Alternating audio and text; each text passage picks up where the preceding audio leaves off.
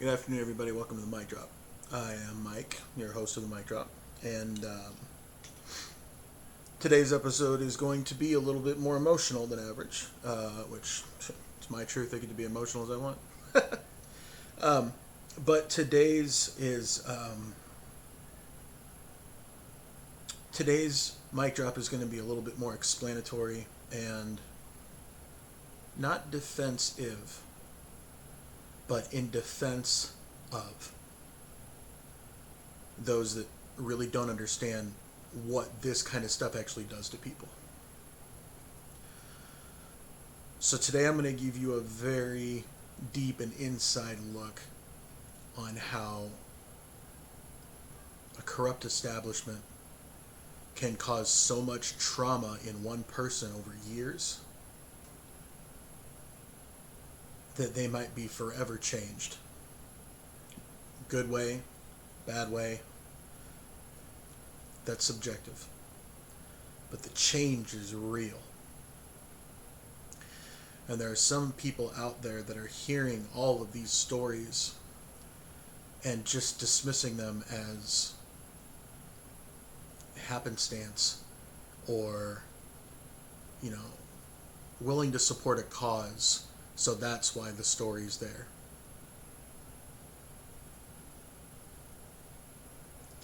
It must be really nice to be able to look at it from that perspective and not have felt what the trauma has done to you, or done to the kids, or to their parents when they've been trying to support the kids, or in John Homan's sense, where he didn't get enough support with his own mental issues too, in addition to the bullying and stuff that he faced at the school. The trauma is real.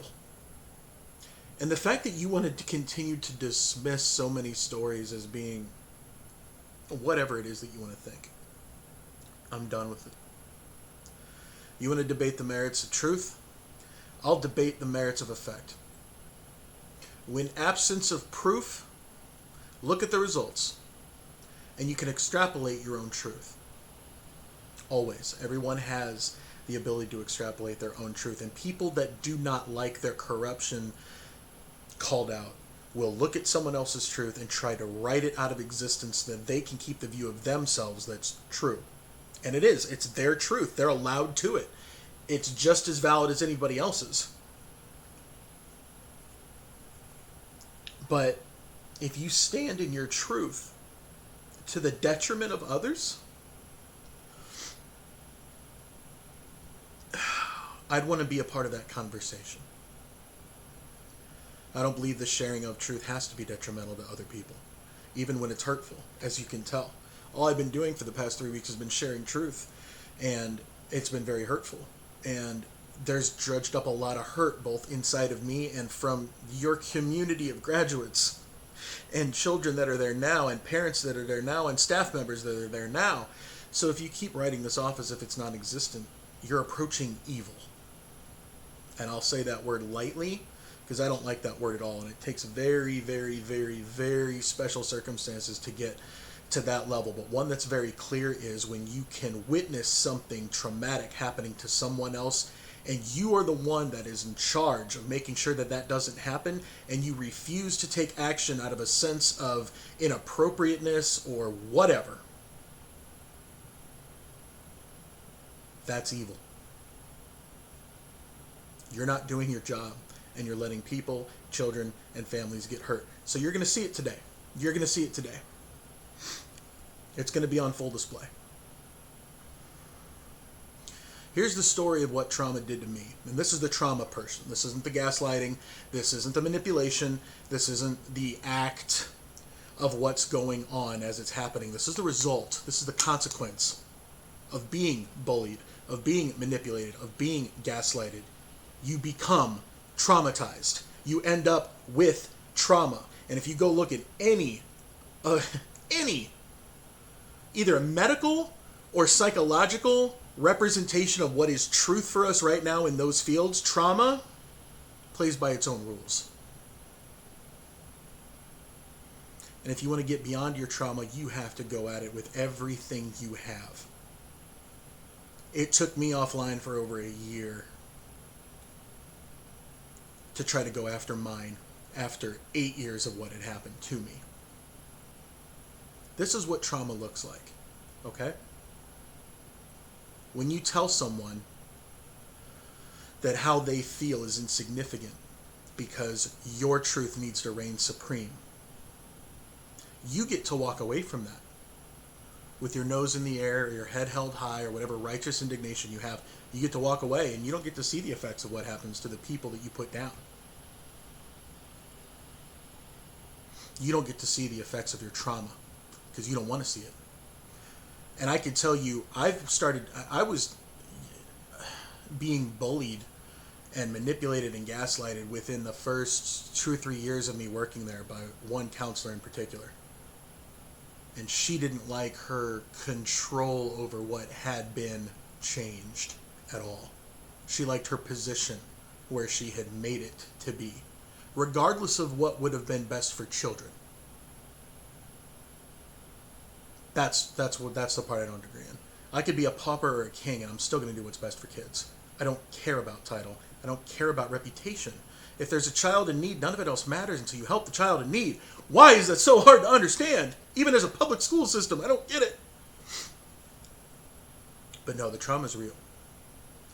And so, for me, when that would happen, I would be left alone in my office to consider what had just happened in these team meetings. And, we're too busy that we don't actually have time to process through it while we're at work because hundreds of kids depend on you. So it's kind of an after the fact. So imagine getting traumatized almost daily for years and not being able to process it when it happens, having to shove it aside and deal with it after you get home from work. Now, that's common for most people.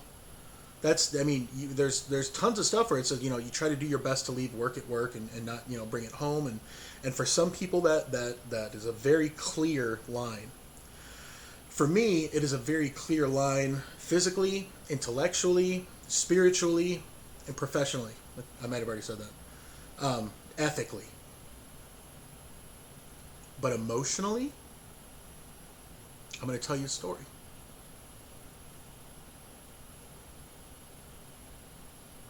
These kids are smarter than you think. And they love with a deeper capacity than you guys could even realize, especially parents and educators and staff that don't understand them. Because they can't process through it in their own mind because they're not that same person. So therefore, because it's different and I can't understand it, it probably needs to be stopped or controlled. Because it's not safe. We should keep it contained until we understand it. How long are you going to keep children's imaginations controlled so you can understand them? So the things that they produce are more cogs for the wheel that turns out obeying students into obeying adults? Question mark. I'd like to ask that question at a board meeting. Was not invited. That's not going to stop me though. which again, that'll come a little bit closer too. But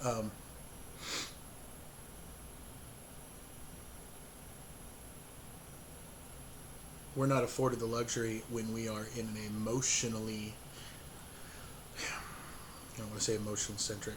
There are many components to what makes a good school counselor, but it usually boils down to the big three of the profession and the big one of the person. And the big three of the profession, when you're a school counselor, you help kids with academic support, their grades or stuff they're doing.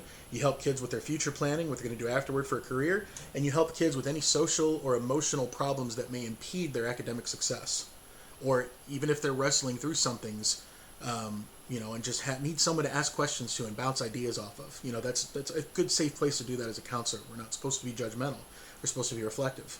We're supposed to help you think and make sense of your thoughts, not tell you what to think and give you thoughts. Big difference.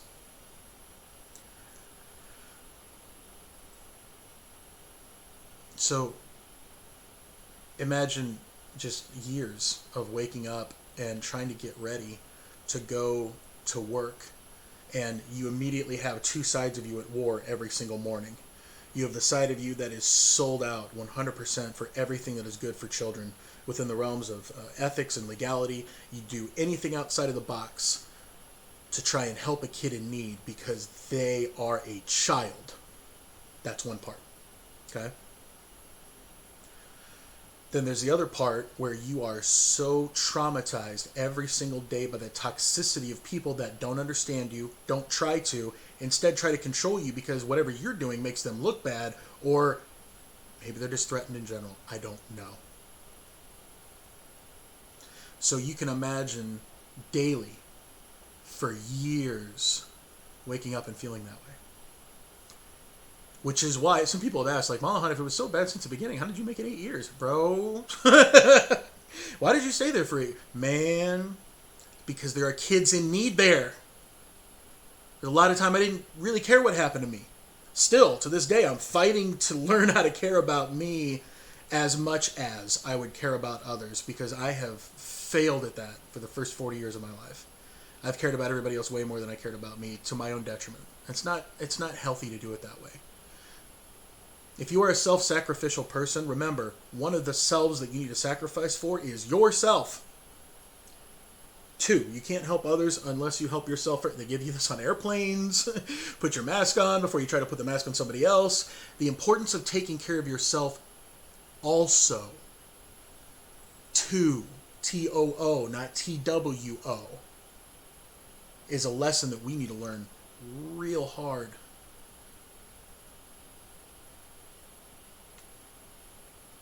It was torture.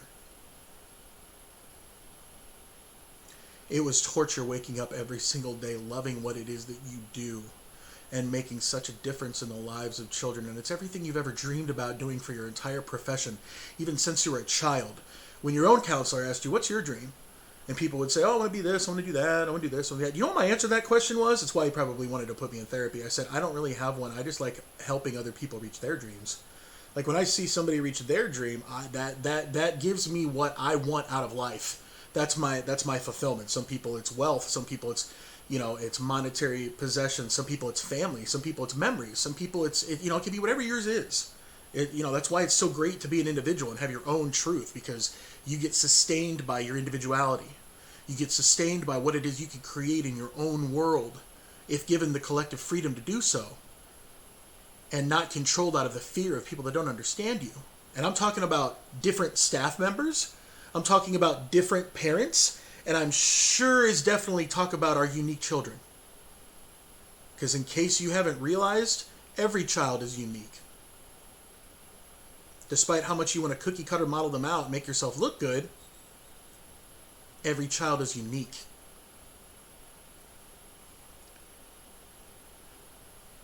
I got the courage to fight my trauma every day by going and fighting for the kids there that I felt were also going to get traumatized in a similar way by people in that building. I didn't know it for sure.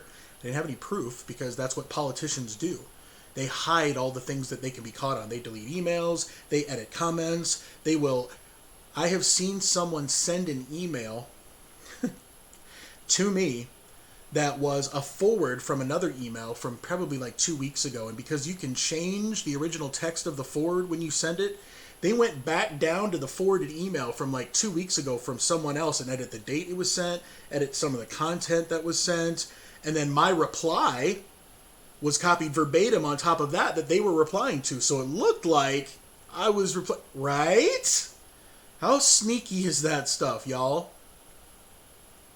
And why am I figuring out you can do this stuff in a public school? This seems like CIA level stuff, man. Like, oh, good Lord. Anyway, when I became aware of the depths of the corruption that could exist, I started to try to do everything I could to protect the children from it. And I failed at protecting myself through it too, which is why I'm here. Which is why I went and spoke out at the board meeting in April. Because of what happened to John Homan,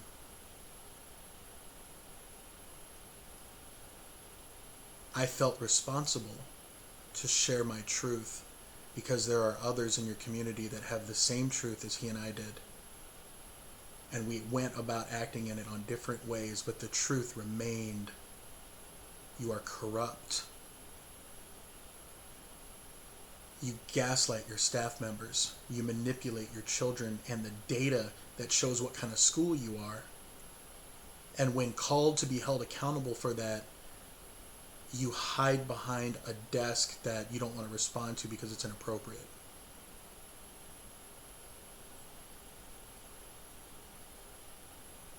What's your definition of evil? I'll ask you guys, honestly.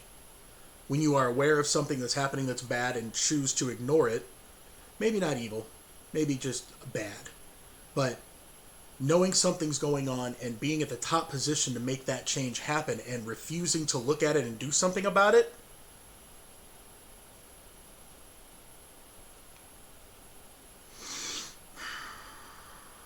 that's my trauma. That's just a glimpse into what it looked like for me going to work every other day. But you know what? Despite how my trauma led me to some of the darkest places of my life during my year of recovery, it's still not nearly as bad as what some of the kids are experiencing at the hands of your staff members that are not being held accountable for acting like they are above the law or above ethics. And so we're going to do something about that. I said this week that I would be trying to share stories leading up to a school board meeting so that there would be advocacy for those stories. And am I talking with those that are choosing to be advocated for? Instead of the individuality of it, a lot of people are asking me to just, can I be a voice of the choir of corruption? And I'm like, what does that even mean? They're like, I don't need my story to be told as if it's my story. I would like my story to be told as if I was a person in this environment that happened.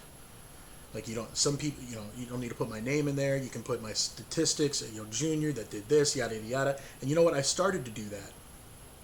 And then the children of Middlebury, the graduates of Middlebury, took to their own public outcries by commenting on these YouTube videos. And they're sharing story after story after story of the corruption that happened to me happened to them. So we're going to do something about that.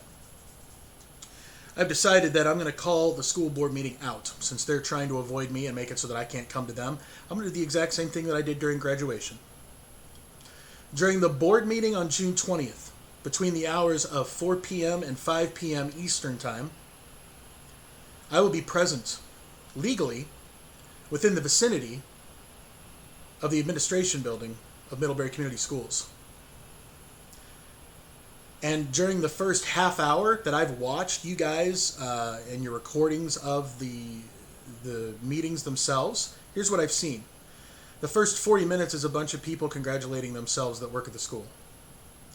And then sometimes they choose to broadcast and show off the children that they've helped as well. So you can pat more people on the back.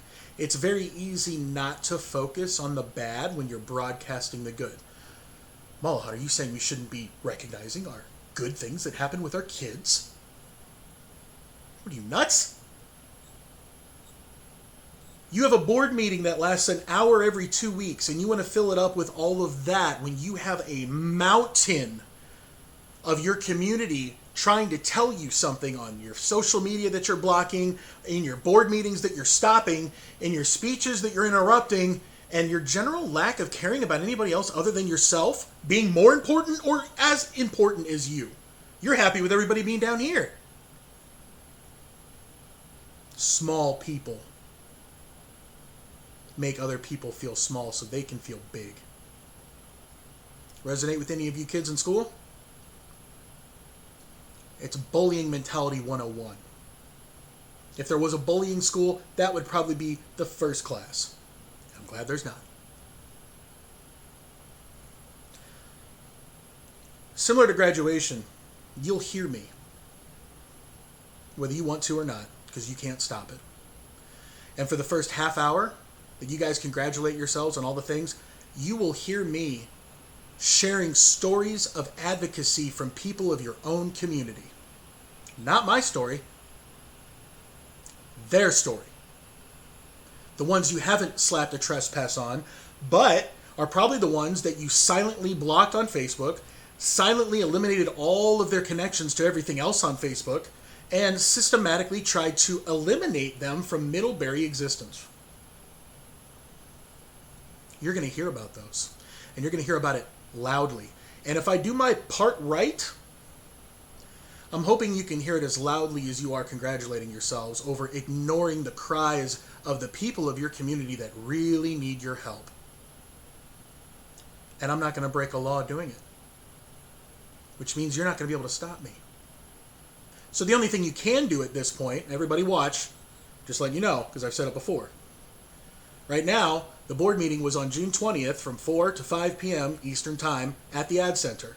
If any of the details change from this point forward about that meeting, I'm going to ask the community of Middlebury to call it out 100%. If the school board wants to put something up there saying, well, we can't because reasons, or we have to move it because of all this, I'm going to ask you on your own behalf, and also mine. Call them out. Why? Why is it being changed? Where's the water leak? Where's the gas leak? Where's this? Show us proof. Because you sure as heck didn't have any proof to throw a trespass on a guy that just wanted to celebrate kids graduating, and you got away with that, didn't you? It's about time for that to stop, huh? So, this is my cry. This is my war cry that is not a war cry. This is a peace cry. And if you, like, thankfully all of you guys that are standing with me in this right now, you are advocating yourselves, and you're also helping to mitigate yourselves too.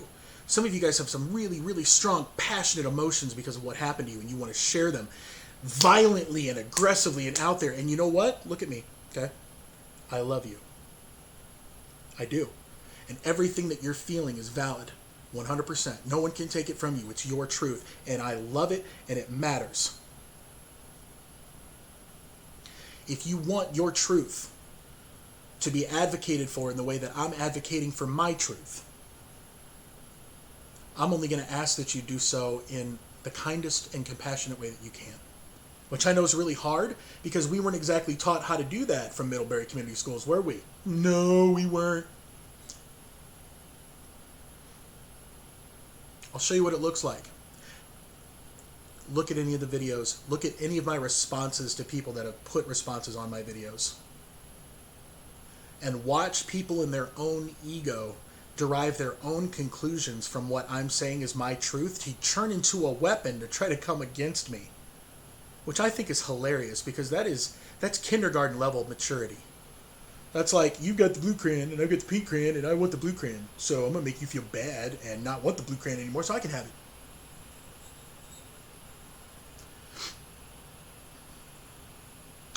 Between 4 and 4:30 is what I've observed as the people congratulating themselves. And then there's this brief, tiny window called Expressions from Patrons, where it is, I'm going to describe it to you, the scariest version of you advocating for yourself that you have ever seen. When I went up there in August, I walked up alone with a yellow sheet, and I had to stare at every single board member as I approached and put the yellow sheet in the hands of the president. What's it feel like when you want to show up to advocate your truth against a corrupt establishment? And the way to do so is you have to parade yourself in front of the corrupt establishment, playing by their own rules where they can silence you and shut you up at any time. Where is that America? That sounds more like dictatorship. Like, sure, yeah, we'll give you a voice. It's just not going to matter. Oh, people are actually showing up? Okay, well, let's make it difficult for them to show up. Let's move it to like 4 o'clock in the afternoon where everybody works until 5. That way no one can show up. That's a good idea. Let's give that guy a raise. Let's go one further. And make it so that anybody who is scared to share their truth has to be terrified walking up to the front to put that paper on. And then the judgment walking back when you turn around and you see rows and rows of staff members ready to fight for the school to keep the corruption covered up because it's their corruption. And I hate to call it out like that, but I'll just say this, and this, you can look into this to determine whether or not it's true. At the board meeting on April, when I showed up to speak about my truth after hearing about the events of John Homan, the back of the school board meeting contained staff members that were mentioned in John Homan's suicide note. And I can't help but think, why were you there? You didn't say anything. You didn't offer anything to the school districts in condolence about what happened to John. You didn't speak at all. Why were you there? Just because you want to show up? Okay, cool. I can't debate that. I mean, that can be very easily true. But why so many of you?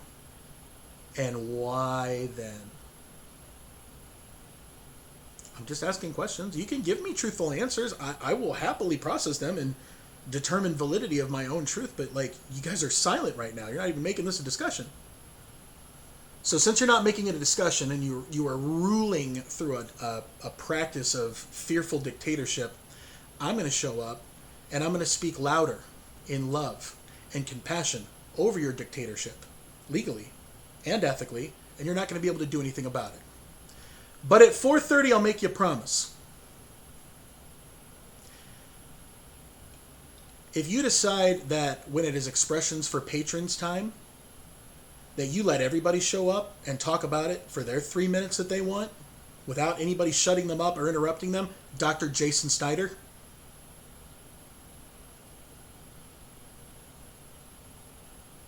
I'll stop. I'll stop talking. I'll let them speak for themselves. You won't need my voice if you actually allow them a safe place to share theirs. I would be redundant and I would disappear. Believe me, I have a lot of different things that I want to accomplish still in this world. But I'm telling you right now, there is nothing more important to me than protecting the hearts of the growing population of the future leaders of this country. Because right now, if y'all look around in the world, I don't feel like it's the nicest place to be. Like truth. And I believe in the kids that are going to become future leaders. I believe in them more than current leaders ever becoming aware of things that they don't want to see. Because look at the current leaders of Middlebury Community Schools. They don't want revealed what you don't want to see. So we're going to hold them accountable. And you're invited. Everybody, here's what I'm going to propose. On Tuesday, if you're available to. Obviously, I know that the time makes it nearly impossible for all of you to show up, which is Middlebury Entitlement Schools' intent. But if you would like to be an advocate with me, and you also know what that entails as far as how your behavior will be allowed or tolerated if you're going to stand with Malahan. I don't control your truth. But your truth should not impede anybody else's. We should be equal. No one above, no one less. And I'll be the one to make sure that everybody keeps that in mind. Okay? So if you're going to show up to stand with me, you guys did so awesomely at graduation, I'm not even worried. If the people that showed up at graduation showed up at the Essen House in that area that is like facing the administration area, in like that area right there, y'all want to park? That's where I'm going to be at. I'm going to be right there. And if they can hear me from Bonnieville at graduation in the wind, feel pretty confident about you being able to hear from me from the Essen House parking lot for a half hour. And that's what I'm inviting you guys to, okay? So this is not a revolution. This is nothing other than we have to fight to get our truth heard against the way that they're allowing the truth to happen, because they're the ones that think they're in control. They're only in control of a tiny little portion of a tiny little town in a tiny little county in one of the middle tiny states of only one country on this earth. That's how small they are in their control.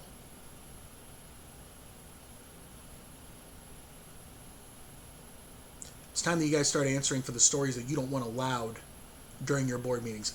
And I'm going to read some of them. And I have permission to do so. Yeah. What are you going to do then?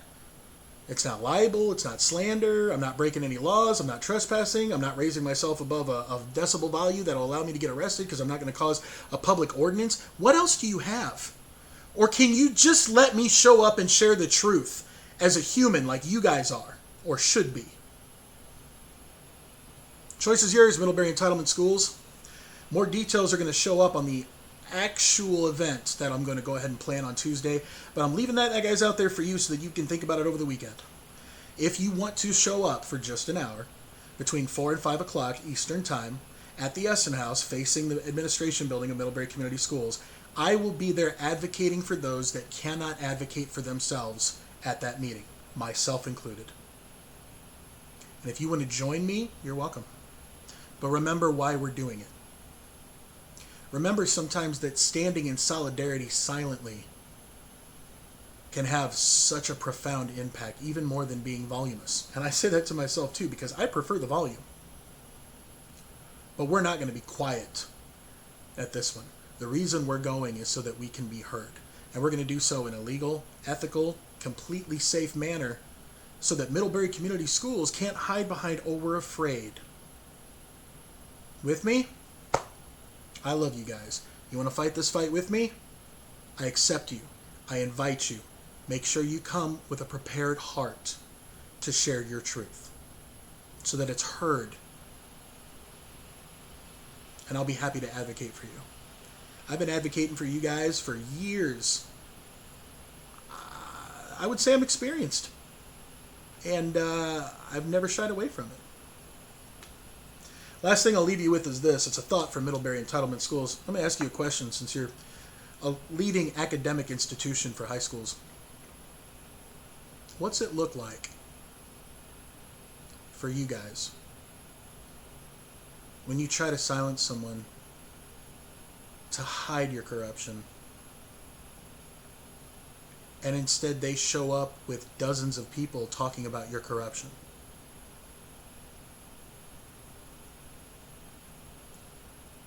I think you need to think a different tactic if you're trying to put this all on me.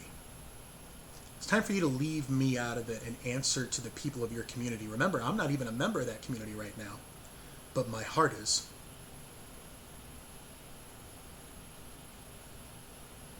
There's over 750 graduates there. Every single one of them I poured my heart into. Every single kid I've had every year I poured my heart into. Clearly, because I didn't save enough for me. I'm going to leave that on for you guys. This is going to be the declaration. Title this one's going to be The Trauma is Real. And hopefully this will lead us to some greater change next week. I want you guys to enjoy your weekend. Mic drops tomorrow and Sunday. Maybe a little bit different. They may be a Mike's drop. They may be something less of the Middlebury Entitlement Saga portion.